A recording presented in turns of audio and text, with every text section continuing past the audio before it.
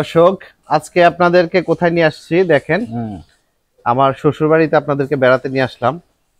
Because এই যে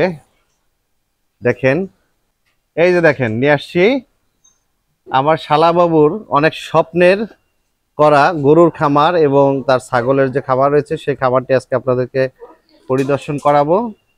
তো প্রথমেই পরিচয় করে দেই। ভাইজান, আপনার নামটা বলেন। আসসালামু আলাইকুম। রাকিব হাসান আমার নাম। হ্যাঁ, আমি একজন শেফ, পেস্ট্রিয়ান বেকারি শেফ। দেশের বাইরে ছিলাম, বাংলাদেশে এসে 4.5 শেরাটনে ছিলাম। এখন একটা রাশিয়ান প্রজেক্টে আছি। তো এটা আমার খুব শখের খামার। শখের খামার বলতে পারেন, শখ থেকে কষ্ট শুরু, কষ্টের শেষ নাই। ঈদের ছুটিতে আমি নিজে ছুটি পেয়েছি এবং আমার যে রাখাল ছিল তাকে আমি 3 দিনের ছুটি দিয়েছি। এখন আমার নিজের কাম নিজে করতেছে, কতটা কষ্টকর আমি নিজে একটু ফিল করতে পারতেছি। আচ্ছা চলেন, আপনি আপনার খামারটা, স্বপ্নের খামারটা আমাদেরকে একটু ঘুরে দেখান। আপনার খামারে কি আছে? আসলে আমার একটা ক্ষুদ্র খামার। আমি আস্তে আস্তে এগুলো আমার করা। প্রথমে একটা গাভী দিয়ে শুরু করা। কোন গাভী দিয়ে শুরু করা? এই গাভীটা দিয়ে আমাদের প্রথমে শুরু করা। এটা তার হচ্ছে বাচ্চা, ছেলে বাচ্চা। আচ্ছা আচ্ছা। এটার পরে ওখানে একটা দিছে, আর এই 3টা আমি আস্তে আস্তে 2 মাস 6 মাস পর পর এগুলা কেনা হয়েছে। আস্তে আস্তে এগুলা আমি কিছু বেতন পাচ্ছি, বেতন থেকে কিছু সেভ করে। এখানে দেখতে পাচ্ছি সবগুলো গরুই প্রায় একই জাতের, একই কালারের। এটার পিছনে কি কারণ? অ্যাকচুয়ালি আমি যেসব গরু কিনেছি এসব গরু 100% ফিজিয়ান গরু। তো আমি ইউটিউবে ভিডিও দেখেছি 100% ফিজিয়ান। তো এই থেকে আমার উৎসাহ হয়। তো আমি যেটা ক্রয় করি একটু টাকা বেশি হলেও দিয়ে ক্রয় করি, কারণ এখানে আসলে আমার একটা মনে শান্তি পাওয়া যায়। আমার গরুগুলা ভালো আছে, গরুগুলা দেখতে মাশাআল্লাহ। তো বলেন, এই গরুগুলা পালার জন্য আপনার কি কি প্রয়োজন হচ্ছে? কি খাবার দাবার দিচ্ছেন গরুকে? এদের খাবার দাবার মূলত ভুসি, কাঁচা ঘাস। কাঁচা ঘাসটাই এদের মেন। প্রথম অবস্থায় আমি আধা বিঘা জমিতে ঘাস চাষ করি। এখন আল্লাহর রহমতে 4 বিঘা জমিতে ঘাস চাষ করা হয়েছে। এই তো এদের খাবার দাবার। এই যে দর্শক, ঘাস দেখতে পাচ্ছি আমরা এখানে। অ্যাডভান্স ঘাস কেটে রাখা হয়েছে গরুদের জন্য। আর এই হাউস করে গরুদেরকে খাবার দেওয়া হয়, তাই তো? কেউ দেখি যে হাউস আর ফ্লোরে দেয়। তো অনেকে ফ্লোরে দেয় যাদের আপনার বিশাল প্রজেক্ট হয়ে গেছে। আমি আস্তে আস্তে এগুলা করা হচ্ছে। তো আল্লাহ যদি আমাকে সহায় করে তাহলে আমি অনেকগুলা চিন্তা ভাবনা, আমার বাড়ির পাশে অনেক জায়গা আছে, এই জায়গাতে সেট করার চিন্তা ভাবনা আছে। বৈজ্ঞানিক পদ্ধতিতে এগুলা পালন করার ইচ্ছা আছে। তো জানি না উপর আল্লাহ কি করবে। আচ্ছা, তো আপনি কি শুধু এই খামারই করছেন, পাশাপাশি কি আর কিছু আছে? পাশাপাশি বলতে আমার আর কিছু বলতে, আমি একটা জব করি। জানেন, আমি একজন শেফ, জব করি। আমি বেশিরভাগ সময় ওখানে থাকতে হয়। আর সপ্তাহে যে একদিন ছুটি পাই, সেই ছুটিতে এসে আমি আমার এগুলা দেখাশোনা করি। আমার একজন রাখাল আছে, আমার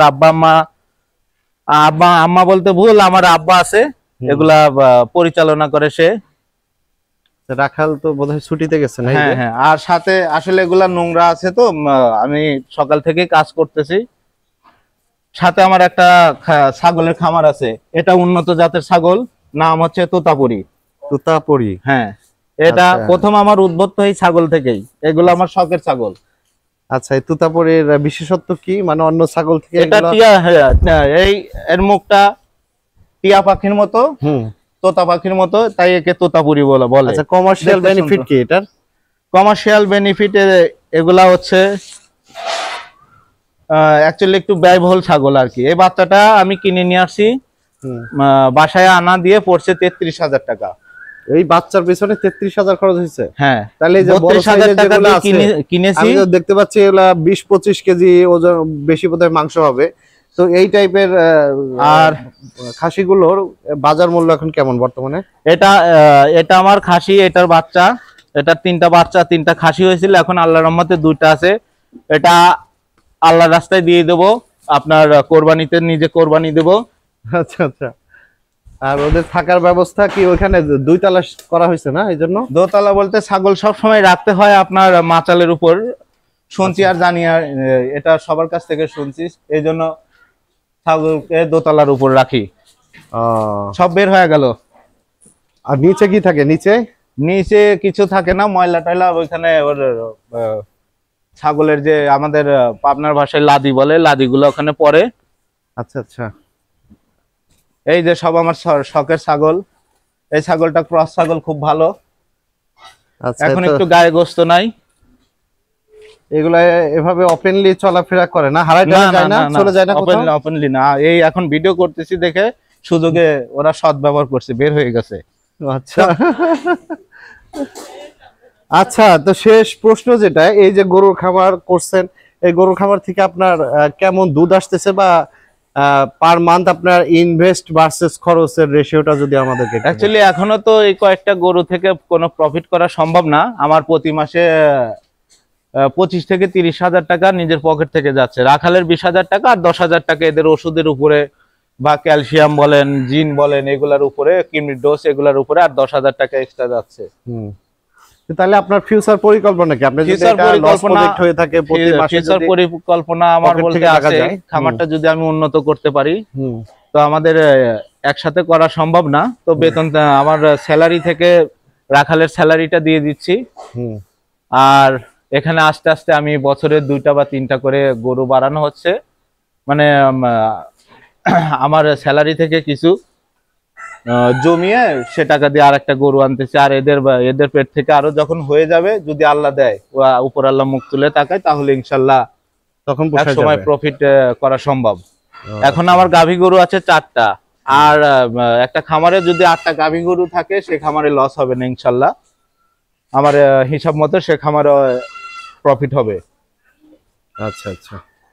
তো ঠিক আছে, থ্যাংক ইউ। আপনার খামার দেখে আমরা দর্শকরা উদ্ভূত হবে, তারা এই ধরনের খামার প্রজেক্ট করার যদি কোনো পরিকল্পনা থাকে, তারা এখান থেকে কিছু জানতে পারবে, নতুন কিছু ইনফরমেশন পাবে, সে অনুযায়ী পদক্ষেপ নেওয়ার জন্য তাদের ডিসিশন নিতে সুবিধা হবে।